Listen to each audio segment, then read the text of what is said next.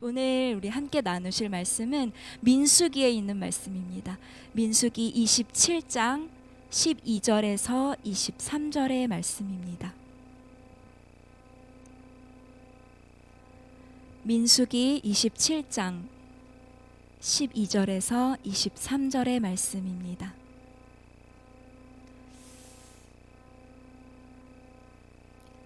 (27장 12절부터) 저와 여러분 한 절씩 교독하고 마지막 절은 같이 읽겠습니다. 여호와께서 모세에게 이르시되 너는 이 아바림 산에 올라가서 내가 이스라엘 자손에게 준 땅을 바라보라. 내 형 아론이 돌아간 것 같이 또 주사에게로 돌아가리니 이는 신 광야에서 회중이 분쟁할 때에 너희가 내 명령을 거역하고 그 물가에서 내 거룩함을 그들의 목전에 나타내지 아니하였음이니라. 이 물은 신 광야 가데스의 무리바 물이니라. 이렇게 여자와 이르되 여호와 모든 육체의 생명의 하나님이시여 원하건대 한 사람을 이 회중 위에 세워서 그들 앞에 출입하며 그들을 인도하여 출입하게 하사 여호와의 회중이 목자 없는 양과 같이 되지 않게 하옵소서. 여호와께서 모세에게 이르시되 눈의 아들 여호수아는 그 안에 영이 머무는 자니 너는 데려다가 그에게 안수하고 그를 제사장 엘르에셀과 온 회중 앞에 세우고 그들의 목전에서 그에게 위탁하여 내 존귀를 그에게 돌려 이스라엘 자손의 온 회중을 그에게 복종하게 하라. 는 제사장 엘르아살 앞에 설 것이요 엘르아살은 그를 위하여 우림의 판결로서 요 앞에 물을 것이며 그와 온 이스라엘 자손 곧 온 회중은 엘르아살의 말을 따라가며 들어올 것이니라. 모세가 여호와께서 자기에게 명령하신 대로 하여 여호수아를 데려다가 제사장 엘르아살과 온 회중 앞에 세우고 그에게 안수하여 위탁하되 여호와께서 모세에게 명령하신 대로 하였더라. 아멘. 제가 잠시 한번 기도하겠습니다. 오늘 이 시간 이 자리에 우리를 불러주신 이유가 있으셔서 한 사람 한 사람 이곳으로 부르신 줄 믿습니다. 주님, 이 시간 전하는 자나 듣는 자나 우리의 눈과 마음과 귀를 열어주셔서 성령 하나님 말씀하시는 대로 듣고 순종하는 이 시간 되게 도와주시옵소서. 예수님의 이름으로 기도합니다. 아멘. 오늘 하나님은 모세에게 아바림 산에 올라가 이스라엘 백성들에게 허락하신 땅을 한눈에 보게 하십니다. 애굽 땅에서 노예로 살던 이스라엘을 홍해를 가르고 끄집어내셔서 모든 가나안 족속들을 다 물리치고 드디어 그 약속하셨던 땅 가나안 땅으로 서게 하셨습니다. 오늘 그 아바림 산 위에서 약속하신 땅을 이렇게 바라보는 모세의 마음이 어떠했을지 우리가 한번 생각해 보길 원합니다.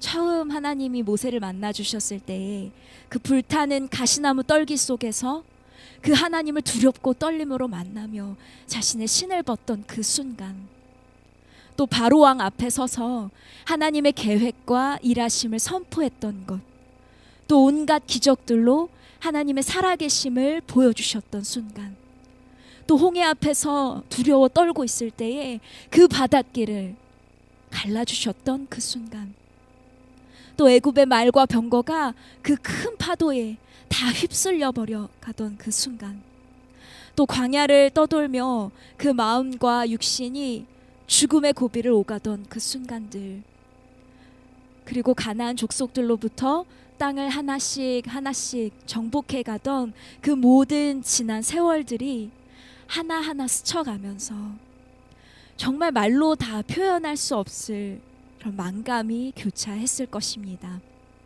오직 허락하신 이 약속을 향해서 이 약속하신 땅에 들어가게 해주시겠다는 그 약속 하나 붙들고 그의 모든 삶을 다 던지고 분투하고 버티고 견디면서 모세는 달려왔을 것입니다.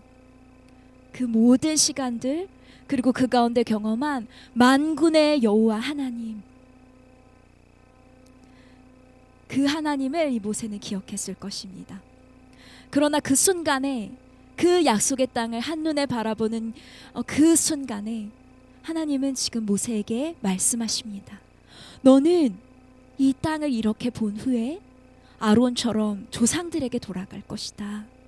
너에겐 그 땅에 들어갈 기회가 허락되지 않았다. 어찌 보면 절망적인 선고입니다. 지금까지 고생하며 걸어온 자신의 모든 삶이 단 한 번의 실수로 한순간에 의미 없어져 버리는, 허무하고 허탈하고, 하나님 어쩌면 이렇게 가혹하고 원망스럽습니다 라는 처사가, 그런 처사라고 생각되었을지도 모릅니다. 그런데 하나님의 그러한 처분 앞에 오늘 모세의 반응은 우리가 생각한 것과는 다릅니다. 우리 15절부터 17절 말씀을 제가 다시 한번 읽겠습니다. 모세가 여호와께 여짜와 이르되 여호와 모든 육체의 생명의 하나님이여, 원하건대 한 사람을 이 회중 위에 세워서 그로 그들 앞에 출입하며 그들을 인도하여 출입하게 하사 여호와의 회중이 목자 없는 양과 같이 되지 않게 하옵소서. 하나님의 이렇게 가혹해 보이는 처사 앞에서, 이 결론 앞에서 모세는 반문하지 않습니다. 분노하고 따지며 되묻거나 침묵하고 떠나버릴 수 있는 그 이유가 그에게 어쩌면 충분히 있었을지도 모르지만 모세는 그렇게 하지 않습니다. 모세가 하나님의 결론을 이처럼 인정하고 순종할 수 있었던 이유는 지금 그가 하고 있는 이 질문 속에서 발견할 수 있습니다. 그의 관심사는 회중, 특별히 여호와의 회중들에게 있었습니다.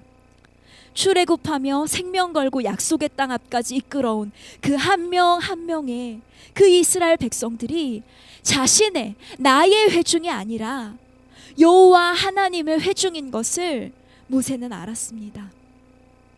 모세가 처음부터 이것을 알았던 것은 아닙니다. 14절에 하나님 말씀하신 것처럼 모세는 하나님의 명령을 거역하고 하나님의 거룩함을 백성들에게 나타내지 않았습니다. 무리바에서 물을 낼 때만 해도 자신의 감정과 자신의 능력을 하나님의 명령보다 더 귀하게 여겼던 것이죠. 모세는 하나님의 명령에만 복종하고 그분의 뜻을 이루는 하나님의 사람이 되는 것보다 그저 이스라엘 백성들 앞에서 물을 낼 수 있는 능력 있는 지도자가 되기를 원했던 것입니다. 무리바에서 모세에게 이 이스라엘은 여호와의 회중이 아니라 나의 회중이었고, 모세에게 이 모든 것은 나의 수고와 공로의 결과였고 여호와의 값없는 은혜가 아니었습니다. 오늘 이 말씀을 듣고 있는 우리에게 하나님은 어떤 분이신지 우리 한번 돌아보기를 원합니다. 우리가 늘 하나님을 위해 산다고 고백하면서도 우리 마음 깊은 곳에서는 하나님의 하나님 되심을 드러내는 통로보다는 그 하나님을 이용해서 내가 능력 있는 사람이 되고 내가 얼마나 가치 있는 사람이 되고 싶은지를 드러내는 것은 아닌지, 그 하나님의 명령을 있는 그대로 이루는 삶보다는 내가 원하는 목표를 이루는 게, 하나님을 통해 내가 원하는 목표를 이루는 게 더 중요하진 않았는지, 지금까지의 내 삶은 은혜였는지 아니면 나의 수고로 만들어진 나의 공로의 결과인지 우리 한번 돌아보기를 원합니다. 그러나 오늘 모세는 16절에서 하나님이 어떤 분이신지 이렇게 고백합니다. 모든 육체의 생명의 하나님이시여. 모세는 하나님이 모든 육체를 다스리시고 생명을 주관하시는 주인이심을 고백하고 있는 것입니다. 자신을 능력 있는 지도자로 만들어줄 도구 정도에 불과했던 하나님, 그분이 무슨 명령을 하든지 내가 필요한 것만 취하면 그뿐이었던 모세에게 하나님에 대한 인식이 완전히 바뀌어 있습니다. 광야에서의 모든 시간들은 모세가 백성들을 약속의 땅으로 인도한 시간이 아니라 하나님이 모세에게 자신이 누구이신지 가르쳐 주시는 시간이었던 것입니다. 하나님은 내 작은 소원 하나 들어주시기 위한 분이 아니라 모든 육체의 생명의 주인이셨던 것입니다. 오늘 나는 하나님을 누구라고 고백하고 있는지 돌아보기를 원합니다. 하나님 앞에서 우리의 삶은 어떤 위대한 일을 이루시는 시간이기보다는 결국 하나님이 누구이신지 정확하게 배우고 고백하게 하시는 여정인 것입니다. 모세는 그런 하나님 되심에 의지하여 그분의 회중들을 인도할 한 사람을 세워주시기를 부탁드리고 있습니다. 모세에게 가장 중요한 것은 이 여호와의 회중들이 목자 없는 양같이 되지 않도록 길을 잃어버리지 않게 하는 것이 모세에게 가장 중요한 것이었습니다. 하나님이 누구이신지 알게 된 모세에게 약속의 땅을 향한 방향성, 즉 자신들이 하나님의 거룩함을 나타내는 하나님의 백성이며 소유라는 이 정체성을 잃어버리지 않게 하는 것이 가장 중요한 것이었습니다. 그러한 지도자로 하나님은 여호수아를 말씀하십니다. 다른 어떤 것보다 여호수아는 하나님의 영이 그 안에 머무는 자, 즉 하나님의 뜻을 따라 사는 사람이었으며 여호와 앞에 그 뜻을 묻고 순종할 수 있는 사람이었기 때문입니다. 하나님이 보시기에 그는 여호와의 회중들을 목자 없는 양같이 되지 않도록 하나님의 뜻대로 인도해 줄 적임자였습니다. 여호수아는 하나님이 자신에게 이스라엘을 맡겨주신 이유가 하나님의 뜻을 이루는 것임을 아는 자였습니다. 민수기의 저자는 오늘 본문을 마무리하면서 하나님이 이 모세와 여호수아와 이스라엘 백성들 그리고 오늘 이 말씀을 듣는 우리 한 사람 한 사람에게 하나님이 말씀하시고자 하는 바를 반복해서 다시 한번 강조하고 있습니다. 우리 22절 23절을 제가 읽겠습니다. 모세가 여호와께서 자기에게 명령하신 대로 해하여 여호수아를 데려다가 제사장 엘르아셀과 온 회중 앞에 세우고 그에게 안수하여 위탁하되 여호와께서 모세에게 명령하신 대로 하였더라. 이제 모세는 여호와께서 모세에게 명령하신 대로 행합니다. 더 이상 자기의 뜻은 없습니다. 그저 모든 육체의 생명의 하나님이 명하시는 대로 따를 뿐입니다. 그는 주인이 누구신지 인정하게 되었습니다. 이것이 모세 평생의 삶의 목적이었습니다. 약속의 땅으로 들어가는 것이 아니라 하나님의 뜻에 순종하며 하나님이 주인 되심을 인정하는 것, 이것이 모세의 삶의 목적이었던 것입니다. 우리 예수님도 그러하셨습니다. 자신이 영웅이 될 수 있는 그 순간에, 그 모든 순간에 예수님은 산으로 숨어 주인 되신 하나님 아버지의 뜻을 구하시며 엎드리셨습니다.